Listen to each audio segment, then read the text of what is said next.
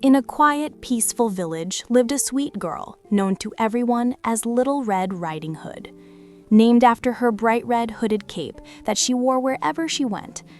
One morning, her mother packed a basket filled with warm bread and berry juice. "Mother, Red, take this to your grandma. And remember, do not talk to strangers in the forest." Red, smiling confidently, "I promise, Mama." With her basket swinging and her red cape fluttering, Little Red Riding Hood skipped happily into the woods. Deep inside the forest, behind a crooked old tree, someone watched her carefully. A tall, sly wolf stepped out, wearing a sharp, toothy smile. "Wolf, good morning, little girl, and where might you be going today?" Red paused. Something about him felt strange, but he sounded polite, so she answered softly, "I'm going to my grandma's house. She lives at the end of this path."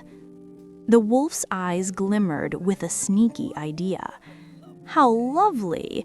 Why not gather some pretty flowers for her? She would surely love them." Red looked at the colorful flowers glowing in the sunlight. "That's a good idea." As she wandered off to pick flowers, the wolf rushed down the shortcut, straight toward Grandma's house. The wolf reached Grandma's house in no time and knocked gently on the door. The wolf, in a sweet, fake voice, said, "Grandma, it's me, Little Red Riding Hood." Grandma opened the door, and the wolf leaped in with speed. He quickly locked Grandma inside her wardrobe, then pulled on her nightgown, her cap, and even her glasses. Finally, he climbed into her bed, pretending to be sick and weak. After picking the prettiest flowers she could find, Red finally arrived at her grandma's cottage. The door was slightly open. Red said, "Grandma, are you all right?" She stepped inside slowly.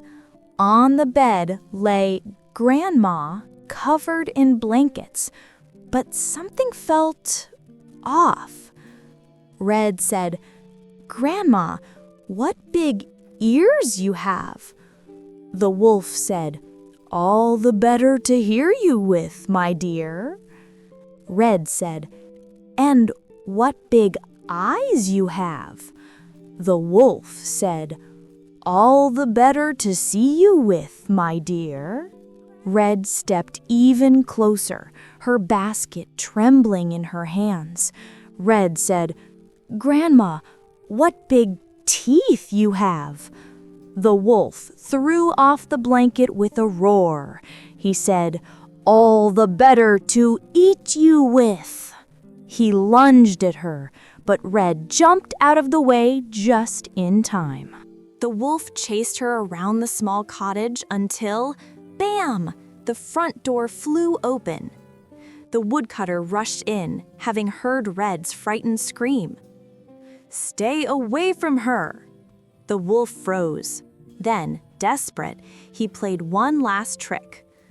"Wait, Grandma's trapped inside. I was only trying to save her." Red shook her head firmly.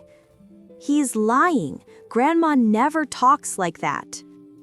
The woodcutter flung the wardrobe open, and Grandma burst out, frightened but safe. The wolf knew his tricks were over. He dashed out the door and ran deep into the forest, never to return again. Red hugged her grandma tightly, relieved, safe, and grateful. "I'm so glad you're okay, Grandma. And I'm proud of you for being brave." From that day on, Red remembered her mother's warning. Never trust strangers, no matter how polite they seem. And from then on, she always stayed on the safe forest path, and the wolf's final trick truly was his last.